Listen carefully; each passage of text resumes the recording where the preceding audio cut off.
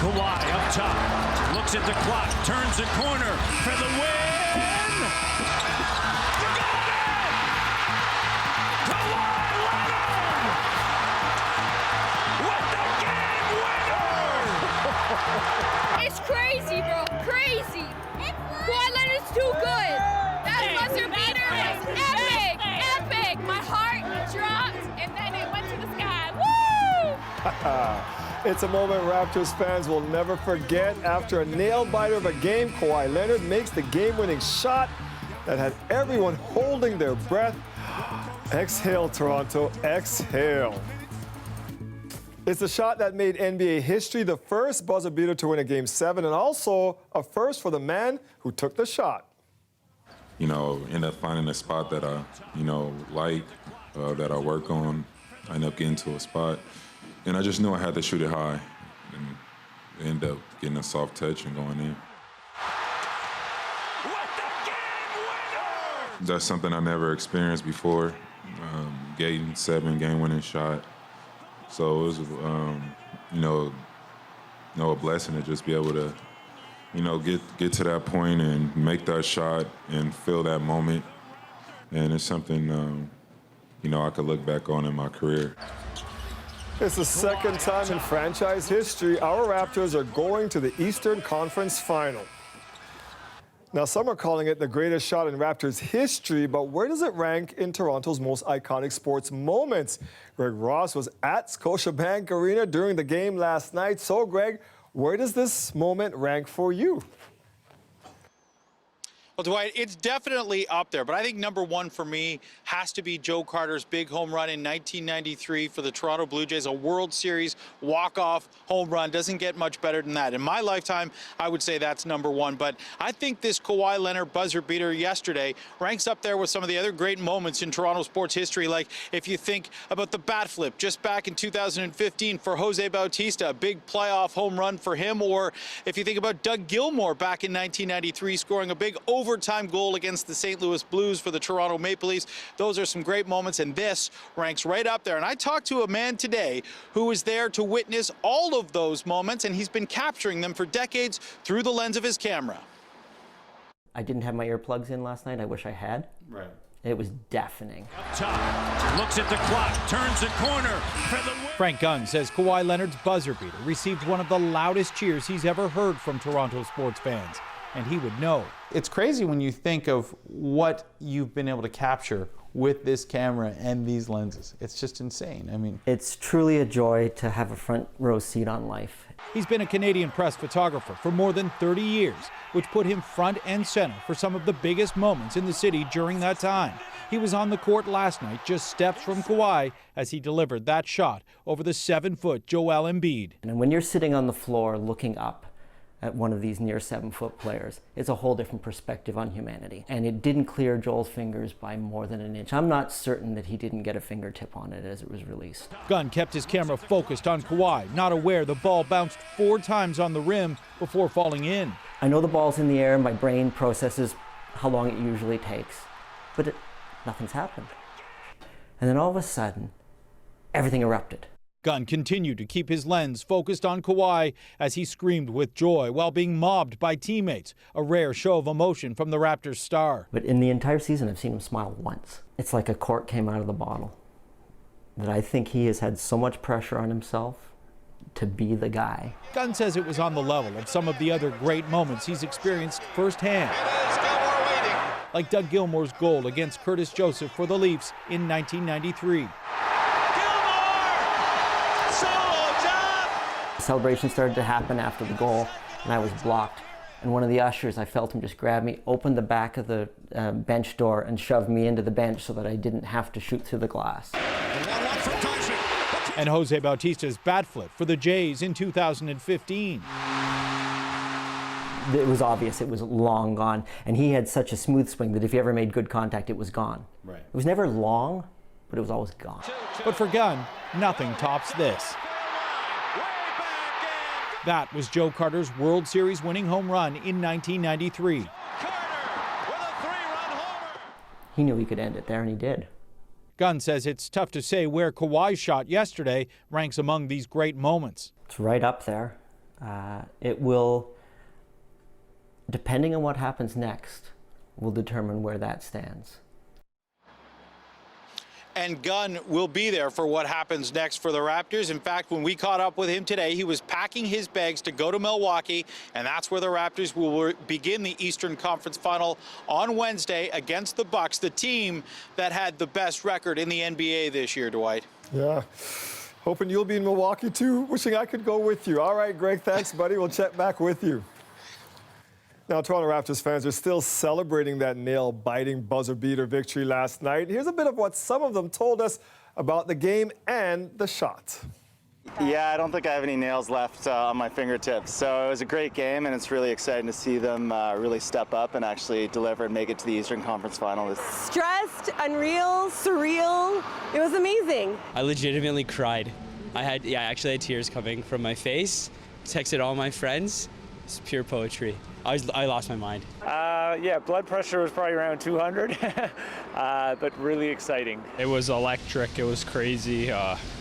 When he made that shot, everyone was just going crazy. The ball like bounced, I think, 3 or 4 times off the rim. Everyone was like shaking. I was definitely shaking. I screamed so loud that my daughter came running out asking if someone had been shot. So I was very excited. Oh, there was a lot of screaming last night. I was watching with a buddy. We were jumping around. His wife is like, aren't you two going to sit down? We're like, no, we can't sit down. No. It was so much fun. Oh, yeah, absolutely incredible. And in fact, somebody asked me, I was at the game. I was lucky enough to be at the game, and somebody asked me, can you even hear today? And I tuned everything else out because I think I was just so in shock. I admit, I thought it was going to overtime. So, wow, what an experience, and so exciting. And now we got to go on to Milwaukee. Well, let's see if we can go on to some nicer temperatures. After what we've been experiencing today, just kind of miserable for a Monday. Nice that we have the Raptors win to kind of lift our spirits. An average high at this time of year is 18.3 degrees. Today's high, unofficially, because it actually just kind of came up last hour, 7.2 degrees. Average low, 6.4. Well, we're a little closer to that. Our high today is closer to our seasonal low for this time of year. And this is where the temperatures are sitting around the GTA right now. So we're going to kind of hover there through the overnight hours. The temperature will come down about a degree. It's nearly steady. Heavier rains off to the east, but let me expand this because I want you to see the kind of rotation here. So that counterclockwise rotation, the moisture coming back at us. So it is scattered. We're seeing scattered showers and drizzle, but a continuation of that through the overnight. Should be drying out for the morning commute, but into the afternoon hours, although we'll see some sunny breaks, that will actually begin to enhance the risk of having a few isolated showers even come back later in the day. In general, though, it's going to be a much nicer afternoon tomorrow than today is, and then tomorrow morning. 6 degrees then overnight tonight, 14. And you know, our temperatures, Dwight, are going to get up towards those seasonal values when I show you the long-range forecast coming up a little later in the show. Thanks, Colette. You're welcome. Trustees with the TDSB are learning of another $13 million gone from their budget as a result of government funding cuts. The news coming at a meeting that's on the way right now. Taylor Simmons joins us live from TDSB head office. And Taylor, the budget shortfall worse than originally anticipated. Yeah, and that news came as a shock to many in this packed room behind me. Many parents with signs that were standing outside before and were super surprised hearing this news of that extra $13 million.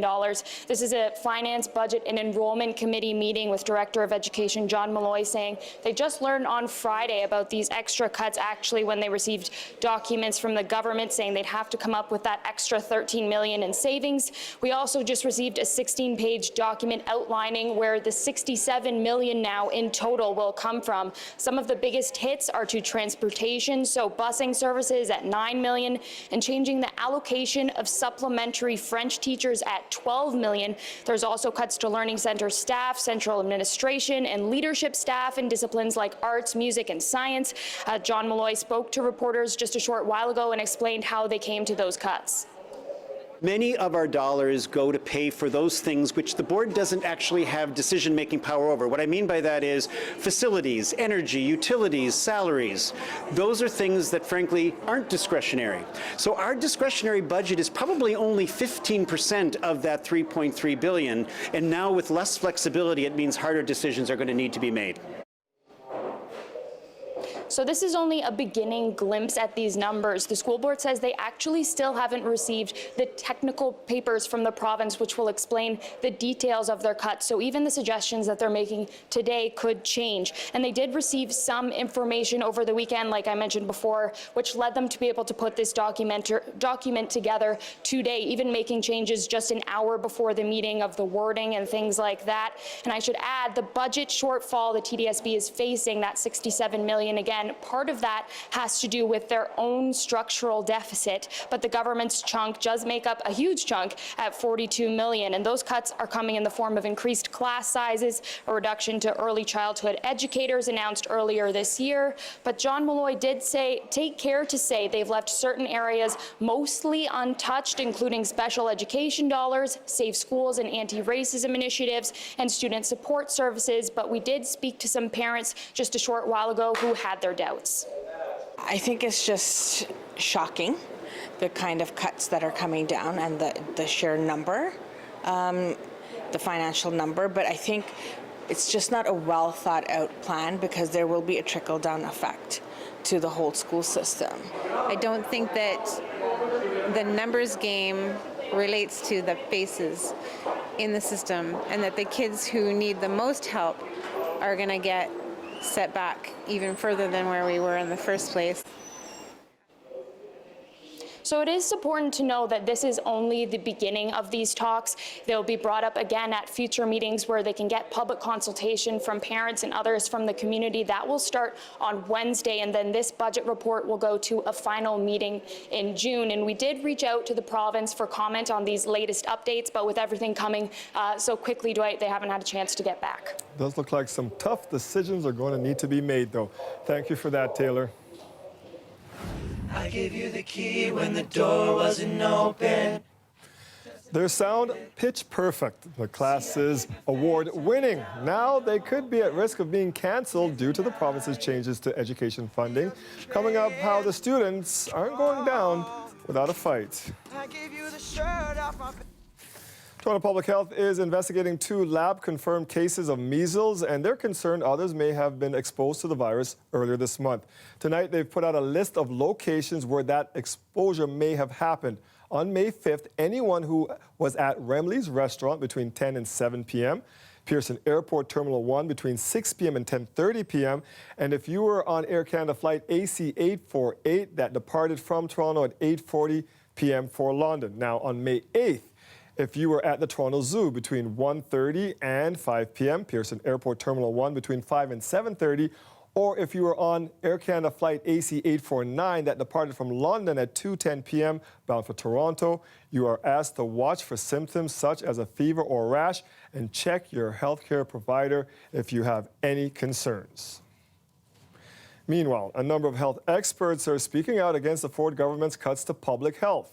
We're all agreed that you can't make cuts of this magnitude without an effect upon public health services. If the province makes upstream cuts to Toronto public health, we will feel it downstream with more acute illnesses. They want the cuts reversed, saying people will get sick as a result and more people will end up in hospitals, increasing the overcrowding problem. City officials say the provincial government's funding changes will result in a $65 million shortfall for public health this year. The Ford government disputes that figure. And as for Toronto Health, you know something? I sat down there for years, and it's just a bastion of lefties that sit on that committee. Matter of fact, we put them there, and guess what? Mayor Tory took the same strategy we did. Put all the lefties in one corner in Toronto Health. Asked about the cuts to public health today, the Premier didn't have anything positive to say about the officials who oversee Toronto Public Health. He accused them of overspending and not looking for ways to cut costs. Whether you are for or against or indifferent about the carbon tax, it's going to be hard to avoid hearing about it over the next little while. That's because of a new ad from Ontario's progressive Conservative government. Lisa Shing joins us live from Queen's Park. Lisa, this isn't the first ad the PCs have put out challenging the tax. We knew this was coming, Dwight. This is all part of the PC's plan in really waging war against the federal carbon tax ever since they got elected about a year ago. Just last month, we saw the rollout of radio ads and now a video version. The federal government is charging you a carbon tax. The province's latest weapon in fighting the federal carbon tax. Your heating bills are a few nickels higher. And food's up a nickel or two. A 30-second TV spot that will run until the end of June. What it fails to mention, most Ontario families will get more back from the federal government in a rebate than the carbon tax will cost them.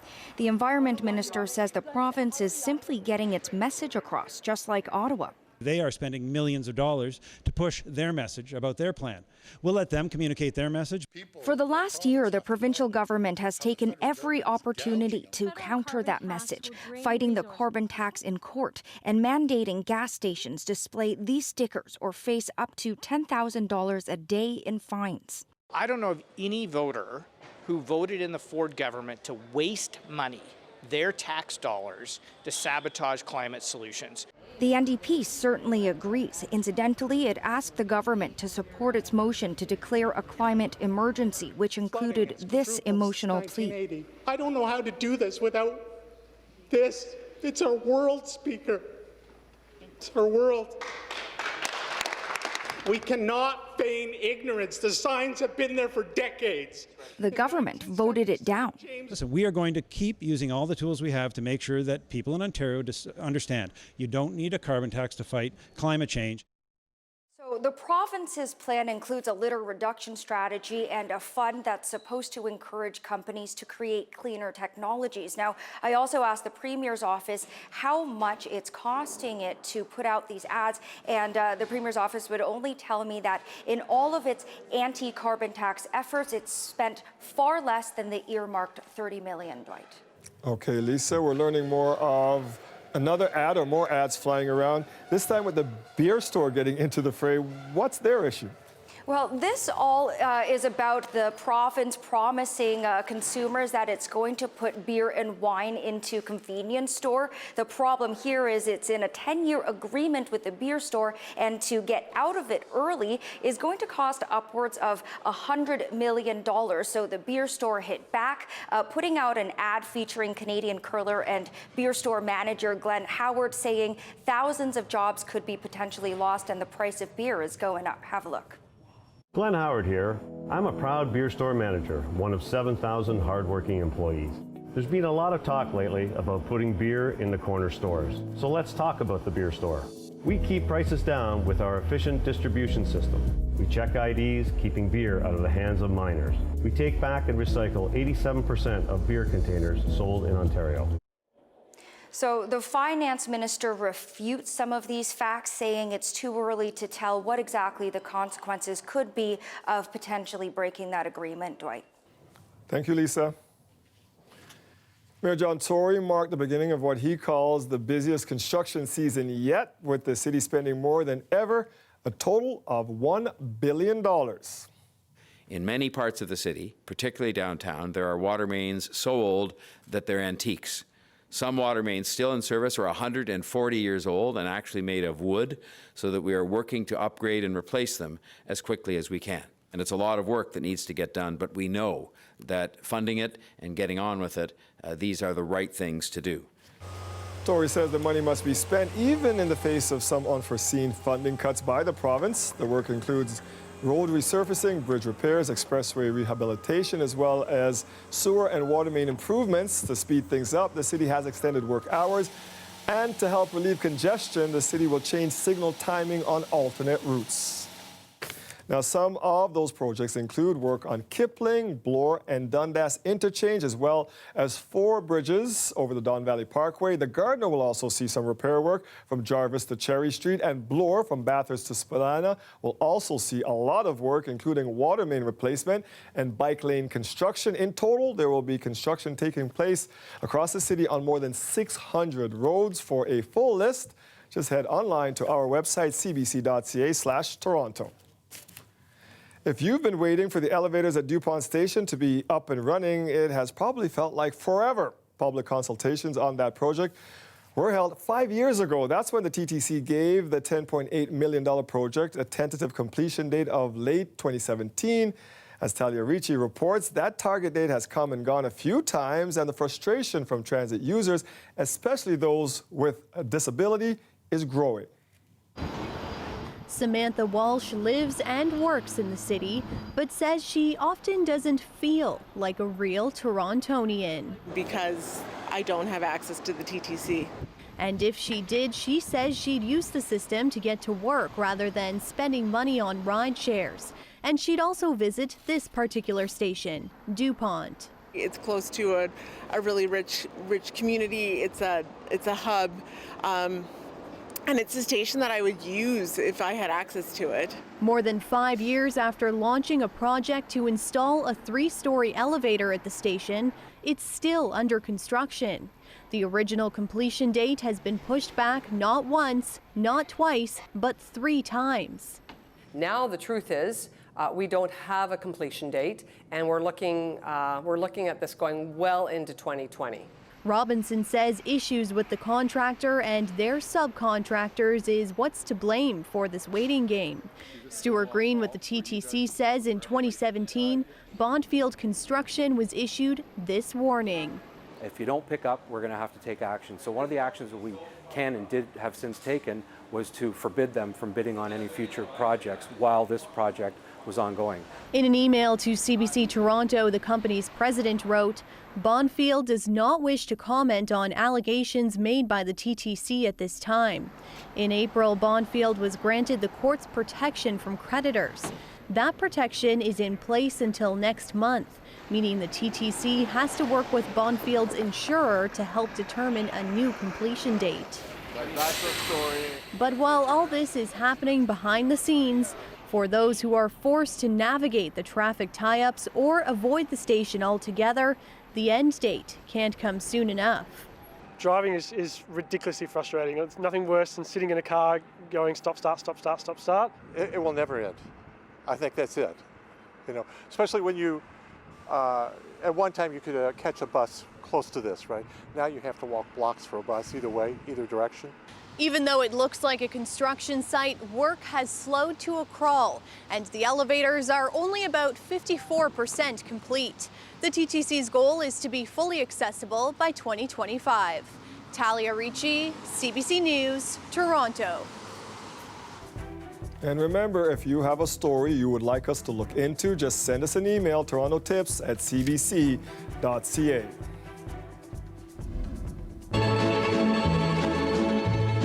When I was just a little girl, I asked my mother, what will I be? Will I be pretty? Oh, did you guys just catch me singing the answer to that song? Of course, Doris Day, a Hollywood legend, the actor and singer, died today at 97 years old. More on her life and incredible career after the break. The future's not ours. The weather update is brought to you by Train Extreme Conditions Testing. It's hard to stop a train, really hard. Train, the most reliable heating and cooling brand.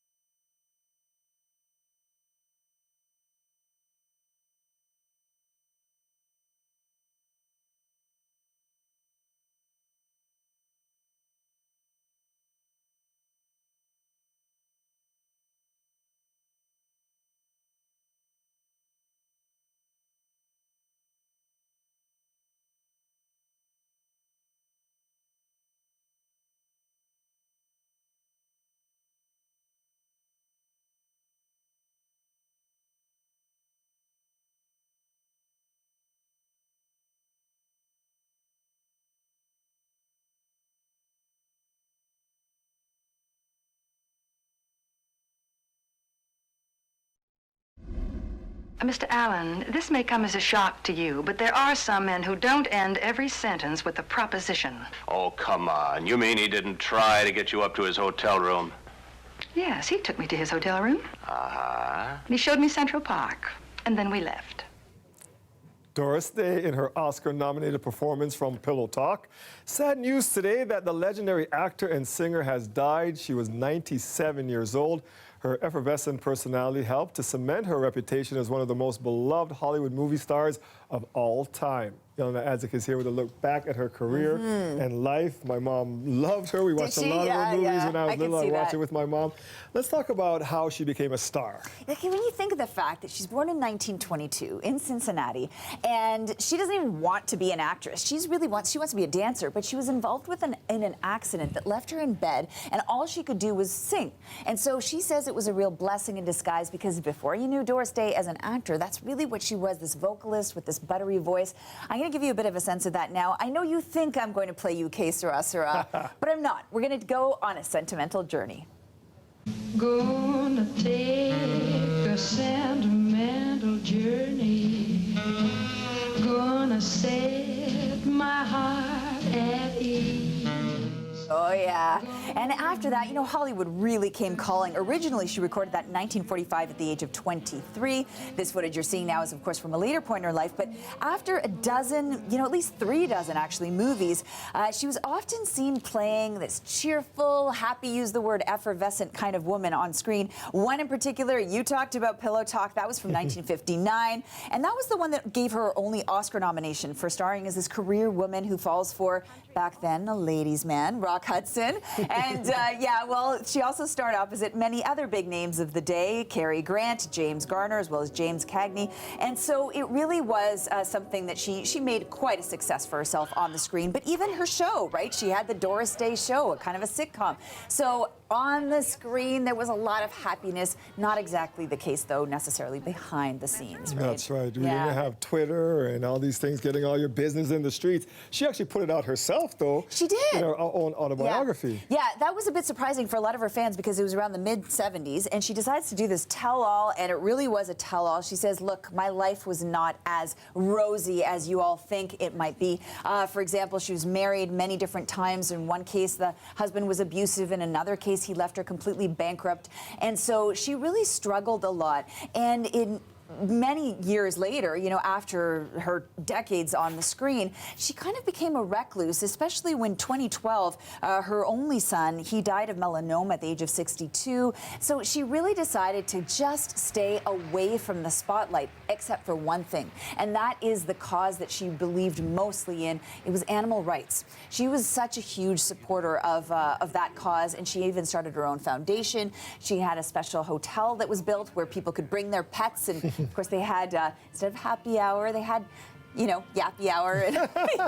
It was just with a very much a joie de vivre that she ended her life. But it wasn't because of the screen. It was really because of this passion that she had for this cause. And, you know, when you think of the fact that she lived to 97 years of age, this is a woman, and there you go, and a name that we should all know, even if you're not of a certain generation. Yes.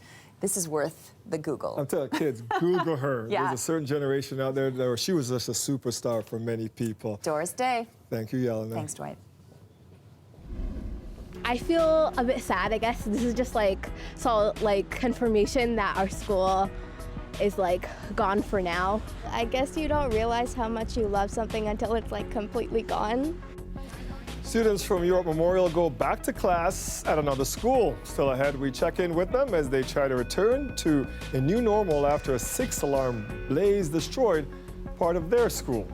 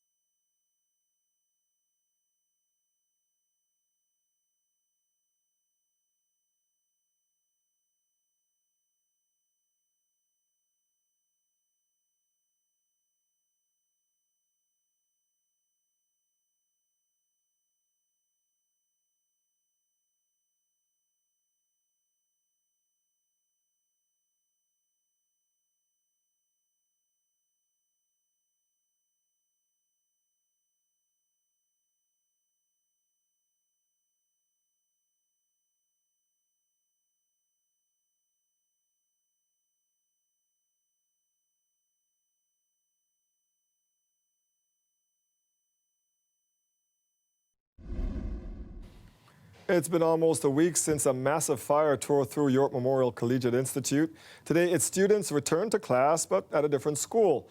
Kelda Ewan has more now on how the kids are adjusting.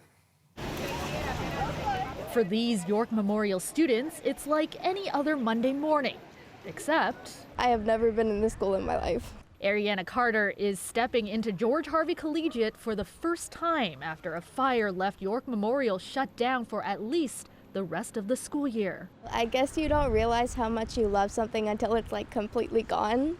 So it kind of hit me.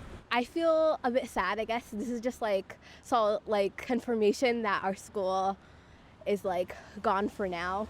550 students currently attend George Harvey. They will be joined by 900 students from York Memorial. But the TDSB says that this is actually one of the city's underutilized schools. It actually has a capacity for up to 2,000 students. So space is not a problem. So the goal of today is really try to normalize things as much as possible, work on timetables and scheduling and lockers and room allocation. Grade 12 student Aaliyah Bickham is waiting to get her new schedule. It's a lot right now, you know, like you feel lost, but you're also happy that you finally have a school and everything. Once in her hand, she realizes they're all on different floors. There's the first floor, then it goes to the basement, then it's upstairs, then it's back to the first floor. It's like all over the place. I have to run very quickly or like walk very fast. The TDSB says it is still making adjustments and the first week will be a learning process. As for finals, we're not going to be doing exams, but we are going to be doing summative projects, which is a relief for many. A lot of my textbooks and a lot of my notes were burned. There's nothing to study from. As the students adjust to their new surroundings, the York Memorial site remains under the control of Toronto Fire. The TDSB says it's unclear when school officials will be able to enter to begin retrieving students' belongings or when they will be able to return for good. Kelda Yoon, CBC News, Toronto. They are an award-winning vocal group from McAllen High School. The Mayfield Magnetics have been wowing audiences for years now, but they'll have to fight to keep on singing. The school board says it's as a result of provincial changes to education. Magna Selassie now with how the students are putting up a fight. You watch me bleed until I can't breathe, shaking, falling onto my knees. They won CBC Music's Canadian Music Class Challenge in 2016. They were finalists last year. I gave you the key when the door wasn't open. Just admit it. It's clear there is no silencing the Mayfield Magnetics, even after they found out their course is being canceled. It's heartbreaking, honestly, and it's sad because other people, not even myself, like other people coming to the school won't be able to like feel that and experience that. This was Rihanna Jones' first year with the group, and now she wonders if it will be her last. The Peel District School Board says increasing class sizes will lead to fewer teachers next year, from 113 to 106. That means this course and more than 20 others are being canceled. It's a big part of why kids come to the school, right? We advocate that we have these experiences, and not just in music as well, right? Well, so magnetics is one, but we also have an instrumentalist for the music. There's the drama program, art program, and all the amazing things we get to do as part of the regional arts program. And unfortunately, a lot of those things are coming down. These students vow to fight back, using their voices and their words. We will question the choices of our political leaders. Student Isabella McCloskey has written a letter to Premier Doug Ford.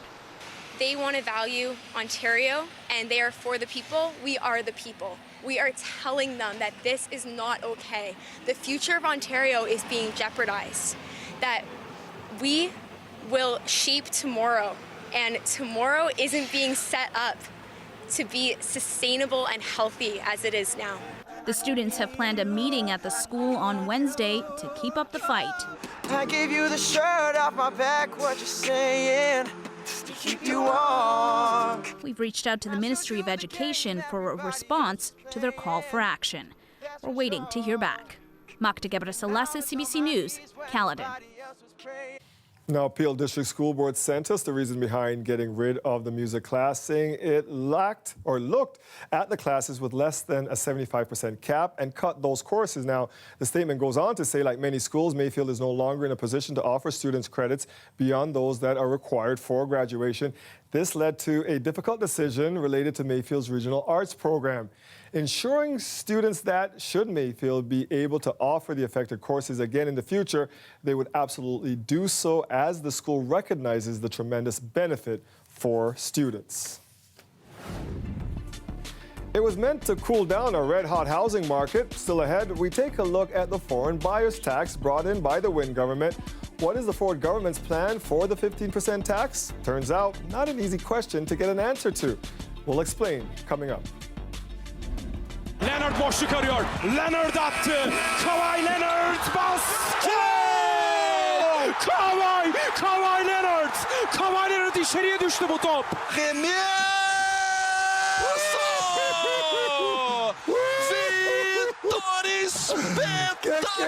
Se levanta Kawhi.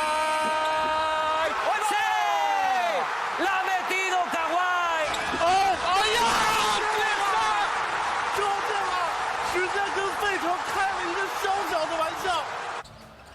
I think my favorite was the one from Brazil. We just can't get enough of the shot in all languages. Fans will be talking about that wonderful game-winning moment for a long time. Although the shot is the talk of our city today, fans are also looking forward to the next series, the Eastern Conference Finals. Game 1 will be in Milwaukee on Wednesday, and today Bucks players spoke about how they're feeling about that series. They're led by Kawhi, and they have a great all-star in Kyle, so they got a lot of guys who can play their role and know their role and who do a great job, but at the same time, we just got to focus on ourselves. It was crazy. That was a heck of a bounce, man. From a great player. Kawhi's playing, some great basketball right now that I ever seen. So, to see that, shot go in, we got to be a little bit more locked in. Yes, you do. Dan Gladman from NBA TV Canada was in the broadcast truck for the big shot. I spoke to him today about how the Raptors stack up against the Bucks and whether Kawhi will stay, especially after he let his emotions go last night. I mean, there was so much hinging on that shot. The building was so tense. The team must have been tense. You could kind of tell it by the way they were shooting the ball. They were uncharacteristically cold shooting. And Kawhi himself was. I think he was 18 of 39 shooting or something like that. He started off cold in the game. He doesn't usually miss that many shots. So for him to show that emotion, for us to finally get to see it, the real Kawhi Leonard, was such an incredible moment. And you see it online today. The memes, the pictures, and it centers around the shot, but it really centers around Kawhi's emotional reaction to obviously the biggest shot of his life, and he's won the NBA title before, so and an MVP too. Absolutely, to see that relief and joy on his face is a delight for all of us. Well, you know what would bring Toronto relief and what would bring us joy? It's a big question on everybody's mind. We're going to get through the playoffs before I really pose it to everybody. Do you think last night helps in that decision for Kawhi Leonard to maybe stay in this city after the season is over? I mean, it's the big question. He hasn't indicated anything either way, and he's really tough to read. I can only go from what I would think in my mind and in my heart. He's achieved so much in his 1 year here. He is the darling of this city. We love you, Kawhi. He's becoming a legend in the country of Canada. His teammates love him. He has a really good relationship with the medical staff here, and he was put on a schedule. It was called load management. He only played 60 of the 82 regular season games. He was coming off an injury. It's paid off. To me, I look at the scenario and I think to myself, I would come back for at least a year, give it another shot, see what happens. But, there's still more playoff ball to go. I think that the results of this next round and possibly the NBA Finals would ultimately contribute to his final decision. Okay, we'll finish with the next round. We won't talk about the finals just yet. But what do you think of this matchup? A lot of people say we're actually better matched up against Philly, man for man. But there's this kid over there, they call him the Greek Freaks. First time I saw him was in this building at a game, and there were a whole bunch of Greek fans there holding up the Greek flag. And I'm like, what's going on? We're playing Milwaukee. They're like, oh, it's for the Greek Freak. And I'm looking, who's the Greek Freak? And then I saw Giannis. They have their own superstar over there. How do you think this is going to be? They sure do. And this is a very, very difficult matchup for the Toronto Raptors. Much more difficult than Philadelphia was. You think so? Without question. Milwaukee's been the best team in the league all year. Wire to wire, the best record. Won the most games, yep. They're great offensively. They're great defensively. They have Giannis, who is a Swiss Army knife of basketball skills. And they have 5 or 6 guys who can shoot the three with deadly accuracy. And not only are they great shooters, they're tall. Brook Lopez, 7 feet. Mirotic, 7 feet tall. These guys have playoff experience. They're just as hungry as the Raptors. I'm not saying one way or the other who's winning here. I won't ask you to pick yet. Thank you. It's a brutally difficult series for the Raptors. Milwaukee will go in considered the favorite, and at this stage, that's the proper pick. But the Raptors have this grit and determination and heart, and Kawhi Leonard. Anything could happen. You know what? Let's just enjoy the moment. Let's enjoy it. Always a pleasure talking to you, All right, Dan. Dwight. Thanks, buddy. All right, Raptors fans, here's your Eastern Conference Final schedule. Games every other day starting Wednesday with Game 1 in Milwaukee. Game 2 goes on Friday. Then our Raptors return home for Games 3 and 4 on Sunday and Tuesday. Now, if necessary, the series will alternate between Milwaukee and Toronto for Games 5, 6, and 7. And most of the games have a later tip-off time of 8:30. She was at the game last night. I know that, we talk weather, we talk news, but Colin and I also talk a lot of basketball around here. And man, I'm still just elated. I've exhaled. I'm just ready for the next series. Bring on Milwaukee. Let's go. I know, and I'm so after Tiger Woods won the Masters, I know this is a weird comparison to make, but a day or two after, I was still saying to myself, did that happen? And that's how I feel today. I mean, I saw it last night with my own eyes, but I'm like, wow.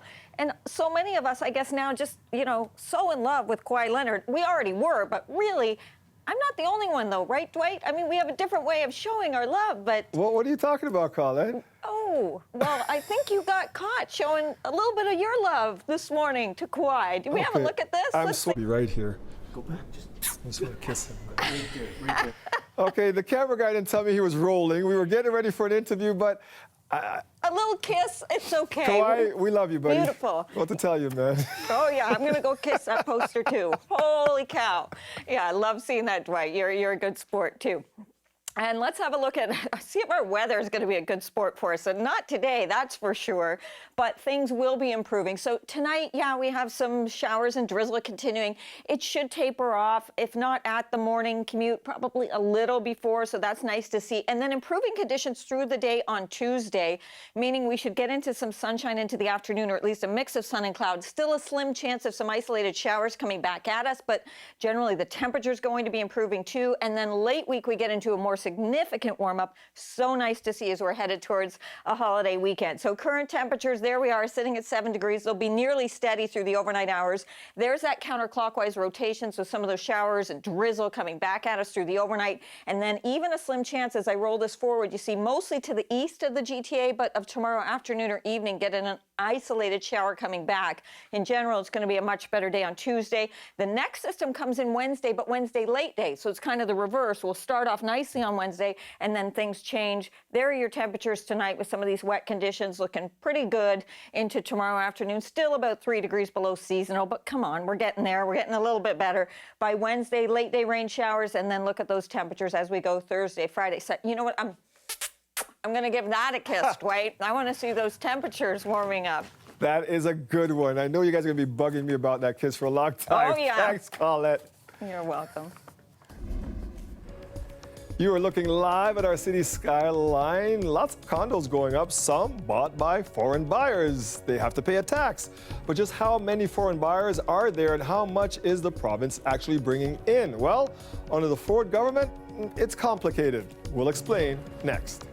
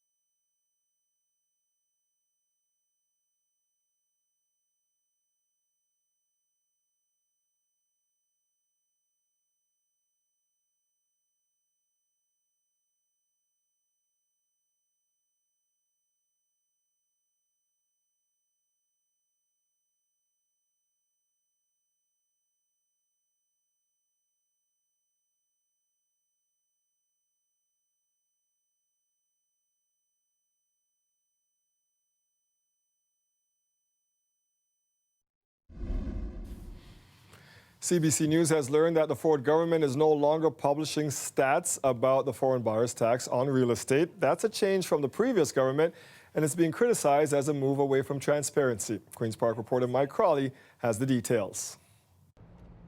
The cost of real estate in Toronto was skyrocketing. The average selling price of a semi exceeded the $1 million mark.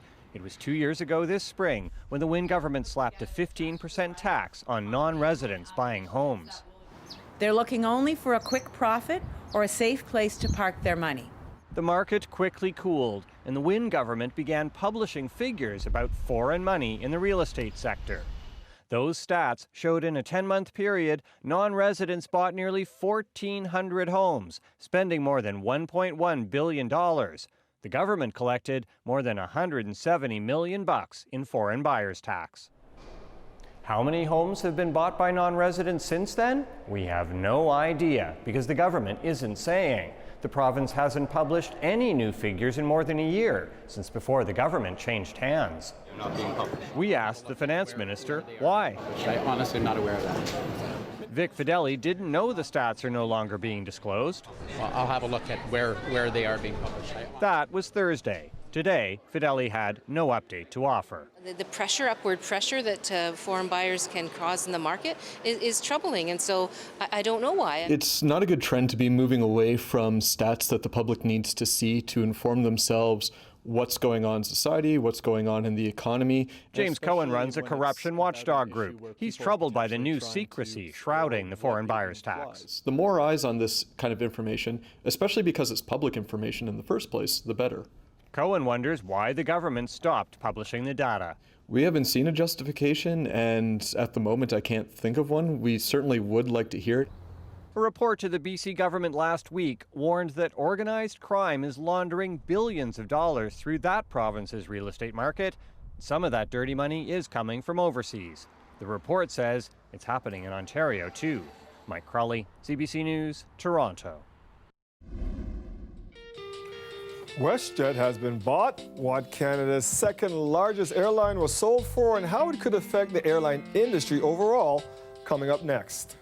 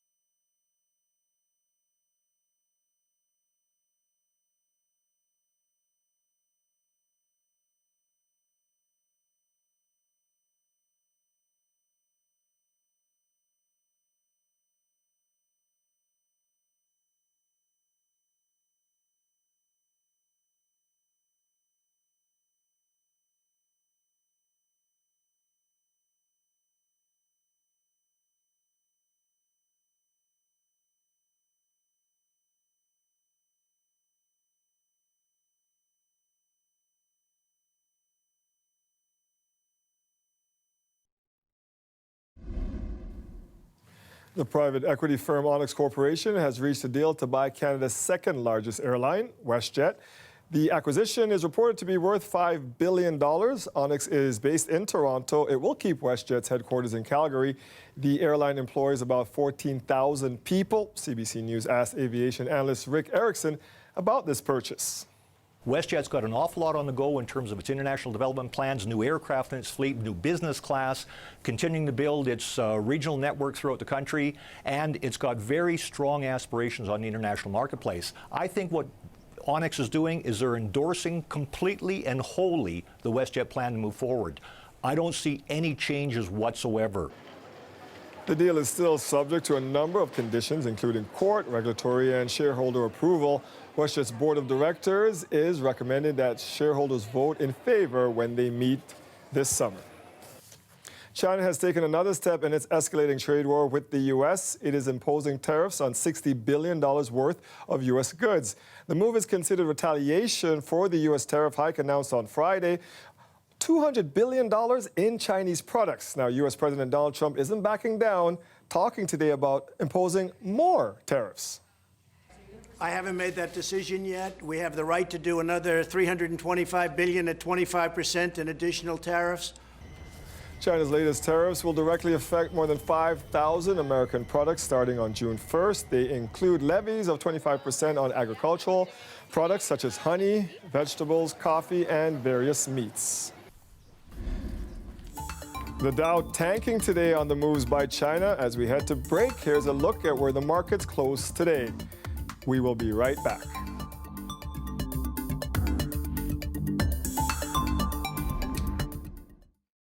This market update is brought to you by SSQ Insurance, reminding you that stronger communities make every person stronger.